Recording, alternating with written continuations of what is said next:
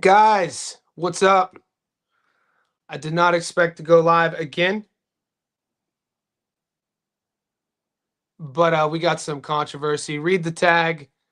This is in response. This is like a, what is it? What do they always say? Like a warning.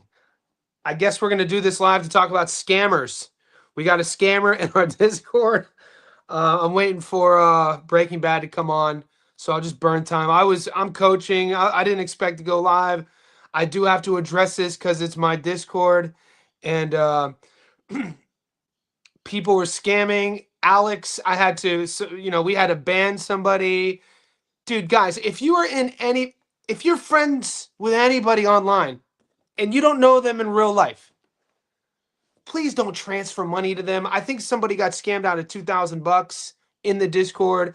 Well, I'm waiting for Nick to come on. We'll talk about it. Here's the Discord.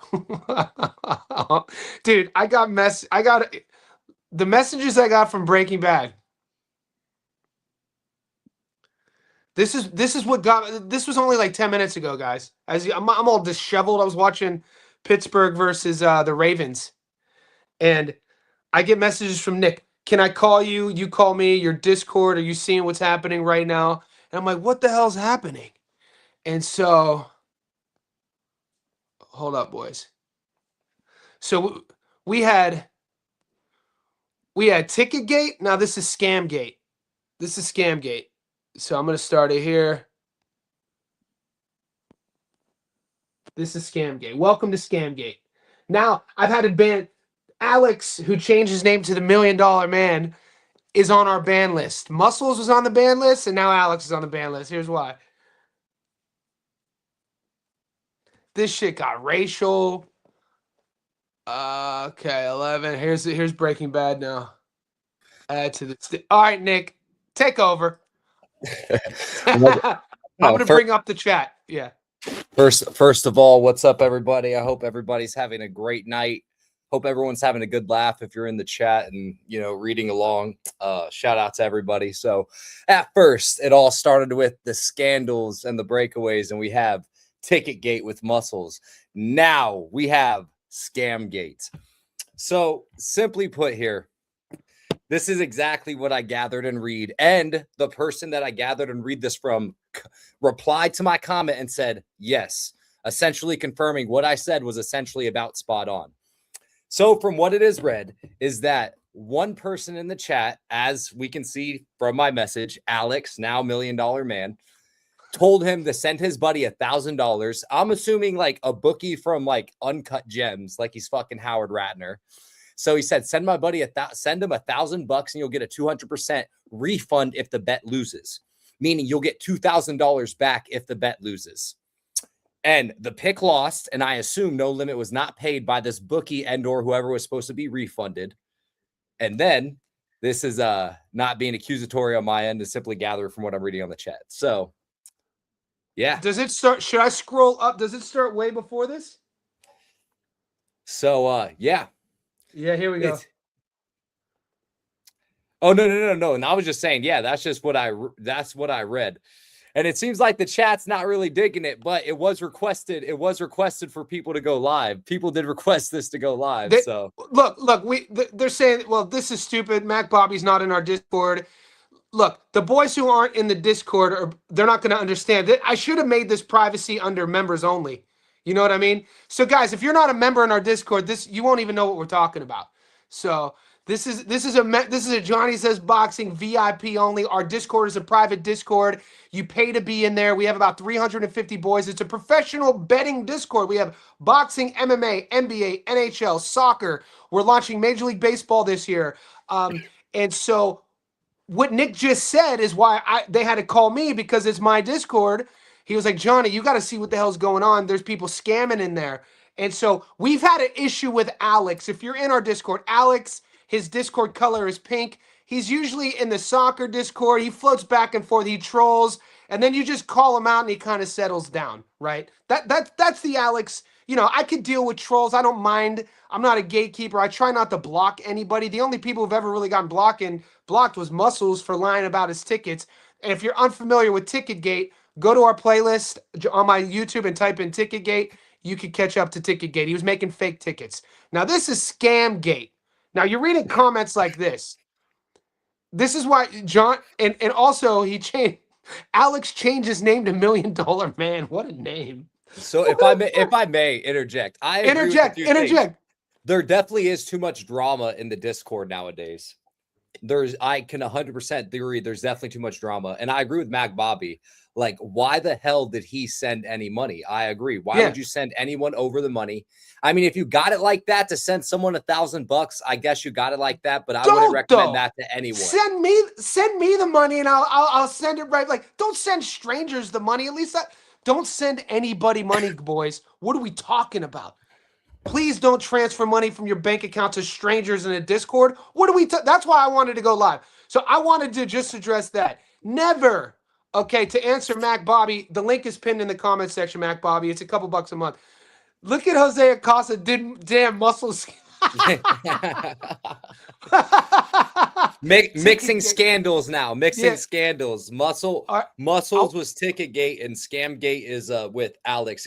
And here's a few things that I guess we have to point out. Not that if you're from the chat and you want to listen to it, this is just one thing to point out. And this is just so funny to me is why would he instantly change his name? And then I guess I don't know if you scroll down. I mean, I stopped reading, but I guess he got really hateful, really crazy stuff like that. And then I guess he damn near admitted, I guess, to like scamming. Yeah, right there. I guess he said he was going to buy a house. I don't know. Yeah, he goes right there. Bro, thank you for all the money, my friend. I'll go to a restaurant and laugh about you. That's just insane, man. I mean, like, yeah. Even if he is trolling, that's an insane thing to troll about. So I was tired of thinking he better bet somebody. No worries. I'll pay for dinner, 5,000 dinner. That's what happened. Karma happened. The guy came to me every day asking me for my picks. You're a clown, bro. Scamming people. Wow. So, like, look, there's a fine line from my perspective, boys who are in the Discord. The last thing I ever want to come across is a gatekeeper. So I'm not one to tell grown men how to act, right? I have a few rules. No racism, no misogyny. And other than that, dude, I mean, it's a fine line. I can't, if you guys are talking shit about your bets, that's fine. Let the boys be boys. I grew up in sports locker rooms. The scamming shit, you're getting blocked, obviously. And so he got blocked, he got banned, and he sent me some messages. He started talking shit to me. I was like, bro, you're making fun of people's ethnicity. He's making fun of people's religions.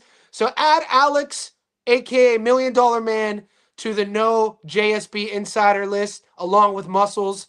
And other than that, man, it is, we're growing. 350 people. For the most part, though, come on, boys. For the most part, it's copacetic. Is Muscle Brown still on your Discord? Nah. Now he left. Muscles left willingly. Muscles has had the option to come back on. I told him, come back on and I'll platform him. He just hasn't. People have pretended they were Muscles, though. That has to be one of the funniest things ever. Is the fake Muscles accounts are pretty hilarious. Since we're here, boys, let me show you the trolling that I get hit with from Muscles' people on what's his other Discord he's in? 3D. I think that that's his Discord. Watch this. You guys are gonna. Hopefully, these messages didn't delete.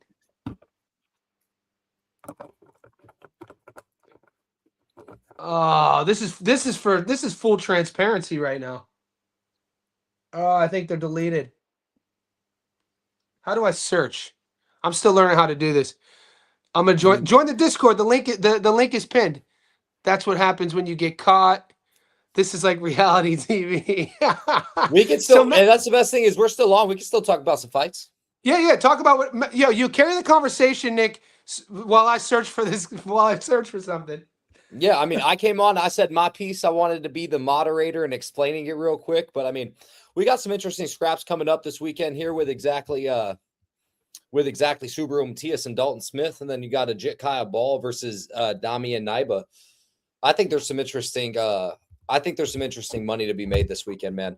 My pre-flop bets have been ice cold, man. So You're due. You're due. UFC is my jam, no joke. I got slips, paperwork to prove it. You got to platform me, bro. UFC is my jam, no joke. I got slips, paperwork to prove it. No limit, dumbass. Oh man. I mean, I wouldn't say I'm due, man. I mean, it's just been a cold month. It's been a cold month with some bad reads, bad ways going my way. So, you want to talk about Subaru Matias and Dalton Smith a little bit? Yeah. We talked about it earlier. I'll put this on. I'll go. What are you seeing right now? I'm gonna just comment real quick. Matias versus Smith. That's this weekend, guys. It's in Brooklyn, New York. It is Dalton's first fight in the U.S. Subaru's first fight since he won the belt back against Puello. Yeah, I'm curious. There's a few different things that I'm genuinely curious about here when it comes to Subaru Matias versus Dalton Smith. I'm curious if Dalton Smith's going to neutralize himself into a corner, into a neutralized position. I'm curious to see if head clashes come into the case, to see if either one of them will get cut at any moment, whether that's a punch or a head clash, because Dalton Smith was cut against KZ Benjamin, and he was cut against in his last fight against Saint Germain, or I keep calling him Saint Germain. I think it's just Matthew Germain. Matthew Germain. There's a liquor called Chateau Saint Germain. I keep, for whatever reason, I don't know why I keep thinking of Saint Germain, whatever Saint Germain is, but Dalton Smith, I think he is good at throwing singular shots and 2s and 3 punch combinations. I don't really think he punches enough. I think Subaru Matias is actually really good at ring cutting, kind of underrated ring cutting. Fun ass fight to retape between Subaru Matias and Puello, if I may say. Watching it live, I actually thought it could have been a draw. Rewatching it, I actually think that 7-5 Matias is the right scorecard personally. So I like the way Matias cuts the ring. I think early on, Matias has a little bit of defense when he kind of takes some steam off the shots. I think he starts to read shots better as the fight goes on, but that's because he gets a little bit lackadaisical in his offense. We've seen in his last 2 fights that he had to go 12 rounds against Liam Paro, and we also saw against Puello, is that he really slows down hard in 11 and 12. And I think that comes from all of the time that he has spent in his time boxing, getting early finishes, smoking people, and drowning them before 8 rounds is even up. So I'm very curious to see how his later round cardio holds up to just the same as Dalton Smith's. Because I think Dalton Smith kind of slowed down against Germain a bit, but he re-picked it back up in 11 and 12. The drop that he had in round 11 really wasn't even a dropping. It was, he hit like his shoulder and he fell over behind his hips. So there's just a lot of different factors in this fight that really make me curious. I think you can make a little same game parlay when it comes out on Bet365, where it's going to be over 6.5, over 7.5, over 8.5 rounds, and add Subaru Matias money line. And it should give you anywhere from even money to almost plus money. And I think that covers a late round stoppage for Matias, because I think if he stops Dalton Smith, he's going to stop him late. Wouldn't be surprised, honestly, if Dalton Smith possibly flash knocked down Subaru Matias as well. Just because he's going to be the more bullish fighter in there, the bigger back, just the bigger fighter in terms of strength. But he'll be the stronger fighter, I should say, in terms of pure strength. But he won't be the more physical fighter, because when it gets into that inside clinching dogfight scenario where Subaru Matias just likes to punch everywhere and everything, he's going to lose that fight. So this fight really lays into the factor for me here is if Dalton Smith's going to keep his ass and his back on the ropes. So I just want to start to interrupt. There's the chat. Business first. Mac Bobby, level 1 gets you in the Discord. To comment on what Nick's saying about this fight. Look, I respect Julius. Julius is our guy. He's had some great takes in the 5 months that we've launched the Discord, and we've had he's been on the live with me. He knows his shit. For me, it's I've taped this for the last month. I've been waiting for this fight. I'm excited about this fight. Hopefully, he brings up the scales. he cuts a lot of weight, man. You know, it's something that I didn't want to talk about because I'm obviously Team Matias. And I am 0 for 2 in my last 2 picks with Subaru. I picked him to beat Liam and he lost, and I picked Alberto to beat him and he won. So with that being said, history's not on my side. I like Matias to beat Dalton. The things I struggle with Dalton Smith on being a believer is the fact that the resume doesn't impress me. The last fight, what have you done for me, doesn't impress me. He's not as athletic and explosive and fast as people say he is. He's 28, going to be 29 years old. I don't see a path to victory. People are going to be like, oh, he's going to outbox him. Did Alberto Puello outbox Matias? Would Dalton Smith outbox Alberto Puello? How would Dalton Smith do against Gary Antoine Russell? How would Dalton Smith do against Sandor Martin? I think that's actually a good. I don't like doing the triangle. I get it. I don't like doing boxing mathematics too much. I really styles don't. Though. But if we're gonna triangular styles is what I'm talking about. Not the brands and the resumes, but how front foot versus back foot, counter boxer versus what's boxer. funny about it all is I think when it comes to fighting someone like Subriel Matias, it has nothing to do with him. It has to do with the opponent, right? Because Subriel is gonna box you the way he's gonna box you. Pressure, pace. He's going to come stress. He's going to lose rounds 1 through 2. This is what Subriel Matias does. I can break down a Subriel Matias fight to the T right now for you guys. He's going to lose rounds 1 and 2. And then by rounds 3, he's already going to be walking you down, getting on the inside, punching your arms, beating you up on the body, slapping the punches away, trying to take the steam away. Shitty X guard. Bop, bop, bop, bop, bop. Until you're so exhausted from backing up and being so much stress and pressure, being under so much pressure that he breaks you down by rounds 8 and 9. And if it gets past rounds 9, he's a little bit exhausted because he put out so much energy himself that he slows down a bit, but he's still like a zombie walking forward. And the whole time, this is the one thing that I think is his most underrated trait, his ring cutting. He has underrated ass ring cutting. He can cut underrated the ring feet. Off. He can underrated feet. He can track the ring well. I don't like that he never really put you can tell he doesn't do a lot of weight room strength training. Like he has like chicken legs in a way, which I don't love. A lot of boxers do though. It's weird. A lot of boxers, you don't see a lot of, you know what I'm saying? And you're coming from a jiu-jitsu MMA background where you see guys, the foundation's different. The base is different. The training's different.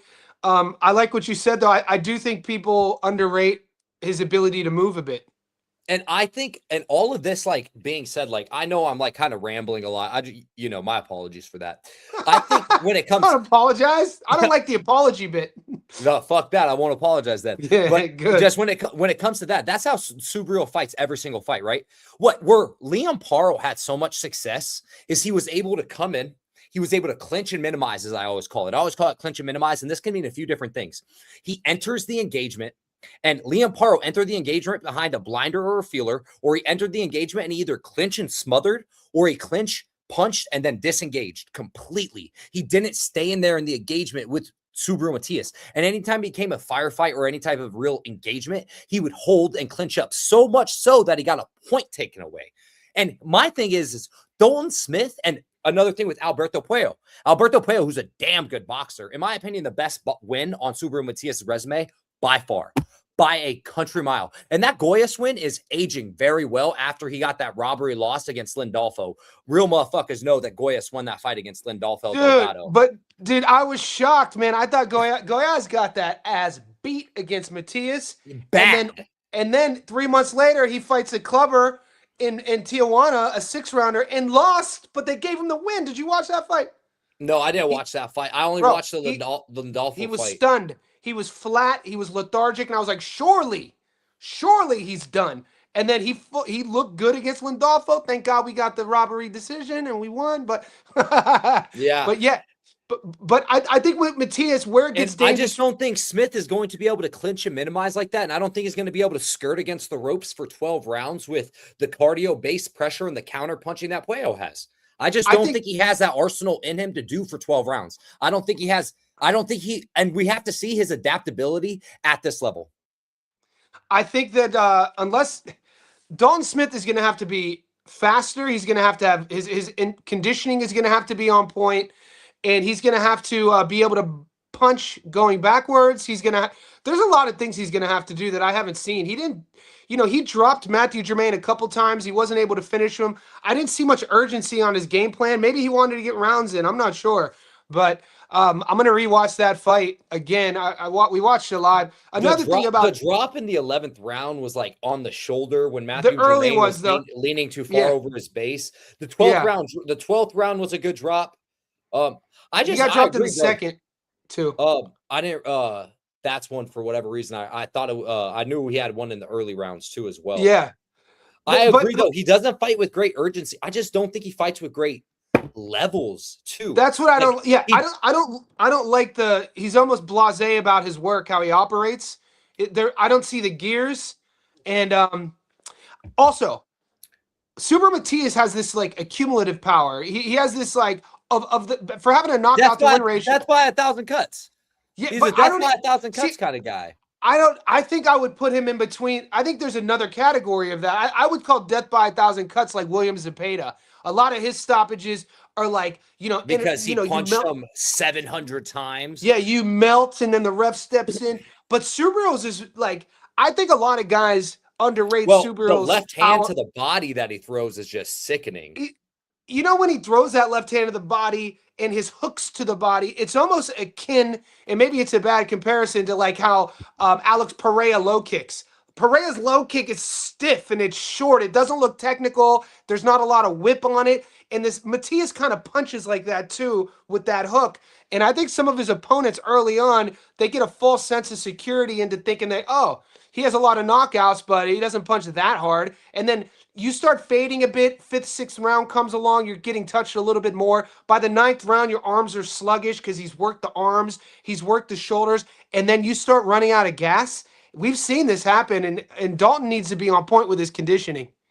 I think a big thing too is Subriel Matias, just like to add on to that point, beyond just the way he picks apart and he builds and he grinds, right?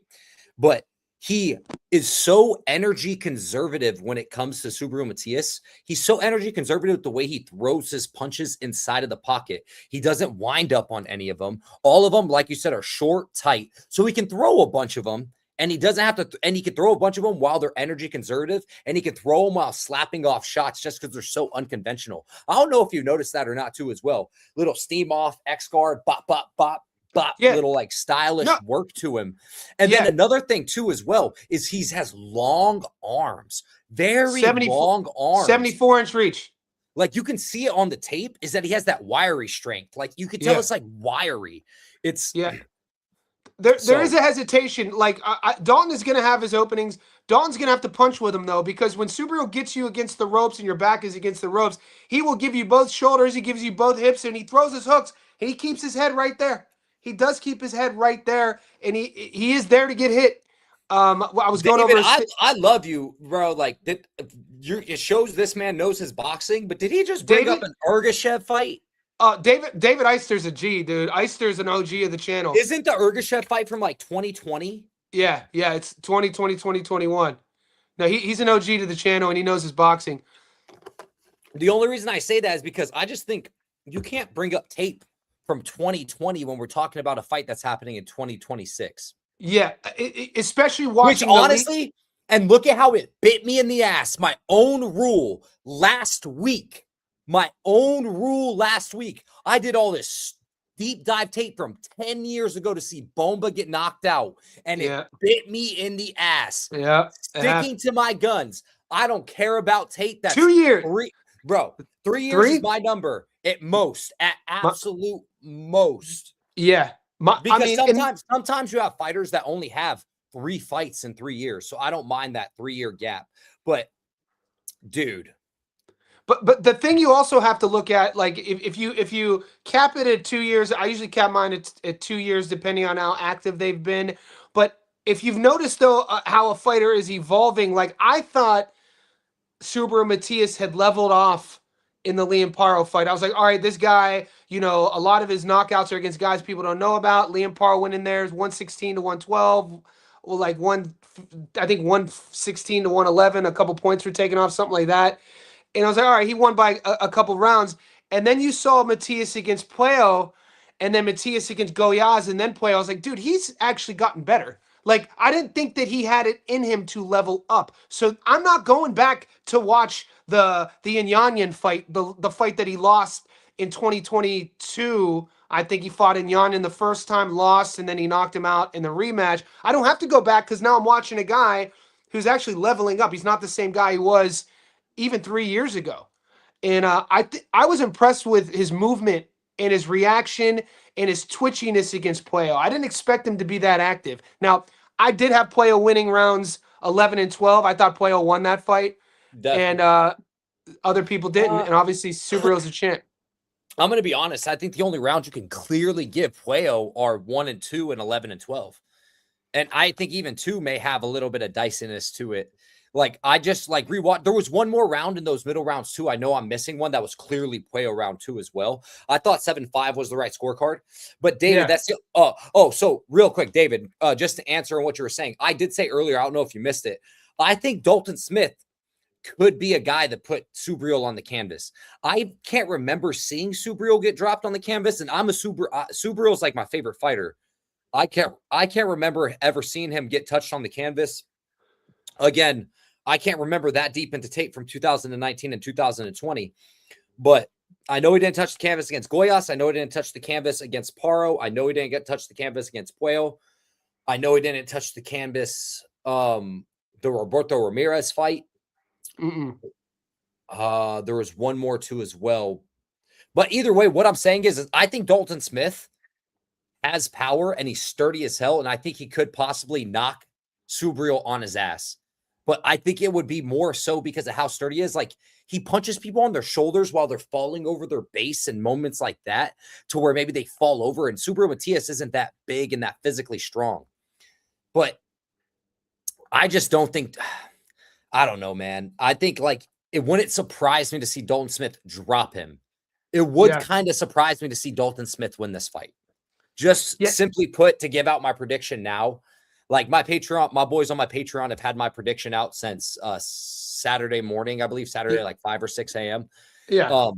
So, or maybe even Friday, one of those two. But either way, because I'll drop it on YouTube as well, I just feel Subriel's gonna win this fight. I've said it on your channel when this fight was announced. I think this is Subriel's last big shining light performance before we see the style and the age catch up, because Subriel's catch 1 to give 2 style, Subriel's zombie walk forward hittable ass style doesn't age well regardless. So all of these things being said and added together, I actually think Subriel is going to have a great performance no matter how it's cut, whether it's one of those performances where by the end of by the scorecards are read, we're like, yeah, no doubt Subriel won that fight. Or it's going to be one of those moments where Subriel stops him late. One of the two. Something to think about as well. If you look at Dalton's last 6 fights, 5 of the last 6 fights, and you can take what you want about this I like random stats. He's either had points deducted or have been cut with like elbows. Like there's a lot. I don't quite throw him in the Emmanuel Navarrete category in terms of like wild shit always happens when he fights. But you do have to take that in consideration. Low blows, point deducted. Rabbit punch, point deducted. Headbutt, big gash, cuts. It's that style because he jumps in. He jumps in. And who's gonna be on their back foot? Do you think he's gonna have the power to get Subriel on his back foot? That could happen. It could happen. And if the people tipping Dalton are right, I think Dalton makes Subriel look basic. I don't think it's hard for me to see those two styles doing a 12-round back and forth war. I think either one side or the other walks one of the other. That's based on how they fight. I think I'd love to see Subriel. I'd love to see Subriel in a war though. Like that was kind of what I was saying earlier. Like when I think it's not really basis of Subriel, it's basis of his opponent. And what I meant by that is, how does his opponent choose to fight Subriel? If you choose to fight Subriel like Liam Paro, where you're willing to get a point deducted, but you're going to win this slow, boring ass grinding 12-round fights, where you're going to win by clinch and minimizing, then you can beat Subriel Matias. If you're willing to skirt along the ropes, if you have the cardio for it to counter punch and have enough pop to make Subriel respect you while having your back against the ropes, and on the back foot the whole time, then you can beat Subaru Matias. The thing is Dalton Smith doesn't fight like that. He was pushed against the ropes against KG Benjamin, and he had to use his athleticism to explode out of the ropes, which how much energy does that take out of you? Fighting against a pressure fighter like Subaru Matias when he's already going to be beating up the body and putting you down and draining you out that way. All of this stuff here is just, I just don't think he does. I think Dalton Smith is going to invite the firefight far too much. I just think that comes to what it comes down to. He's going to invite the firefight far too much, and it's going to be his downfall. And honestly, bro, I love you, Kiza. You say I need to see Matias versus GAR or Pitbull. I think it's funny, too, because I think GAR is the only champion at 140 that Subaru beats. I just want to let Mac Bobby, I just saw you sign up to the Patreon. I'm going to send you the link to the Discord to get all the picks, by the way. What did Kiza say? He wants to see Matias versus GAR? Or I don't rate Pitbull. I'm sorry. I think Pitbull, the style for me, every time I watch Pitbull, I'm like, eh. I thought he lost against Roach. I'm sorry, you guys hate that comment. No, but no way. No you way. You thought Pitbull won that fight? I thought the draw was the perfect. You like the draw? I thought the draw was the perfect scorecard. Okay. I thought, and I will say this straight up: if you scored it for Roach, you just bet on Roach. Yeah, you just must have had a bet on Roach. I truly believe that. Everyone that's outcrying, and you didn't call it a robbery. Thank you. I didn't say robbery. I know you didn't. It was not a robbery. Anyone crying robbery on that, I'm just like, dude, how much money did you lose on Roach, and why didn't you bet the draw live? Like, anyone with a brain would have bet the draw live on that one. That was like as clear as day it was going to be a draw. And I told you why I don't. And honestly, and I know you can't call in. We can't call in. You have to call in. I know it's bullshit, but guys, Roach. If anything, Roach lost that fight. If anything, Roach gave away that fight. At least Pitbull tried to take the fight by the scruff of the beard. What? You think so? I do. Well, fuck yeah, I think so. Fuck yeah, I think so. I thought he was basic. I thought Pitbull got hit a lot. I didn't see a game plan from Pitbull. Like Pitbull's basic to me, man. I'm not a fan of his style. But GAR versus Matias. Let's go. I would love GAR versus Matias. Ryo versus Matias. One sec. I know I have my Cruise Pitbull scorecard somewhere here. When was the scandal with Muscles? Yo boxing, baby. You gotta find. You know what I'm gonna do? You gotta go to Ticketgate. It's on my channel. I'll clip it for you real quick, boys. Ticketgate explains it all. Muscles was caught multiple times doubling down on making fake tickets, specifically Junaid Boston versus Bilal Fawaz 2. When Johnny Says Boxing Insiders, we took Bilal Fawaz at plus 275. The rest of the internet took Junaid Boston chalk. And when all the boys were coming in with their hits, if you know Muscles, you know that Muscles is a chalk. He bets chalk favorites. That's what it is. He likes to combine a bunch of minus 700s and minus 1400s, and he likes to make an even money profit. And he's never made he's never went heavy on a dog. Ever. It's just not his style. We don't have our own style. But let me tell you why. All right, so let me explain Ticketgate real quick to give all the details to make it seem like a little bit better, just to add what it needs to be. Bilal Fawaz was never at any point a plus 106, except for maybe live at the end of maybe round 7. But never pre-flop was he ever. No one on planet Earth has a Bilal Fawaz plus 106 ticket. It doesn't exist. It doesn't exist on planet Earth pre-flop bet. And Muscles sent us a picture of a $20,000 bet at plus 106 on Bilal Fawaz. The thing is he has a $20,000 bet on a plus 106 old ticket from a flop parlay. The Chilltown. Yeah, so that's what happened, is that he had a fear of missing out because every one of us was like, fuck yeah, Bilal Fawaz, baby. And he had the FOMO moment where he literally had a ticket created. And then he doubled down. Yeah, and you know what's crazy about both scandals is both people that got caught went crazy. Yeah, dude. Crispy Why Chris, can't you? my G. Why I can't need you to just fess up? I need to settle something though, real quick. I got my Go. Cruz Roach scorecard. This is how I scored this live, y'all. Put it up. Let's We're see it. going. I gave Cruz rounds 1 through 2, 10-9. Round 3, 10-8. Okay. So we have Cruz already up 30-26. Round 4, I gave Roach. Round 5, I gave Cruz. Then I had Roach clearings round 6 through round 10. And this is where he got too comfortable. He lost both rounds 11 and 12. And he had that 10-8 in round 7 because of that bullshit point deduction. Okay, what are we talking about here? So, if it wasn't for that bullshit point deduction, Cruz wins. Factually, Cruz wins. On the scorecards, Cruz would have won because one of the judge gave it to Cruz. And without the point deduction, the 2 draw scorecards would have went to Cruz, which would have cashed me regardless because I had Cruz and I had a draw. Would have never put my money on Lamont Roach at minus 290 or whatever he was. Guys, that's the The link. draw was the perfect scorecard. That's the link for Ticketgate. If you want to get up to date with Ticketgate, it's Japan Fight Night Ticketgate. Anyway, and who's the other guy that caught was Alex, Ryan. Alex got caught scamming. He changed his name to $1 Million Man. Fast forward, rewind this to the first 10 minutes. And you'll get to talk. We'll get to talk about it. But yeah, did you take did you win money on Cruz? The draw. Oh, Yeah, I gave that out for free on Twitter. Actually, I gave out the draw live on Twitter that day. The only 2 plays I gave out on the Twitter that day happened to be Kona Walker and the draw live. So good plays on Twitter. And ever since then, I've been ice cold. Ice cold. You about to get hot though, boy. Hey, I'm Nick, ready for it. It's after 2 p.m. here. I gotta continue on my day coaching. But thanks for coming on. Hey boys, if you like Nick and Breaking Bad Boxing, go subscribe to his channel. Get to know him on my channel because you're gonna be seeing him every Thursday, Australia time. We're launching our MMA only betting live stream starting this week with Nick from Breaking Bad.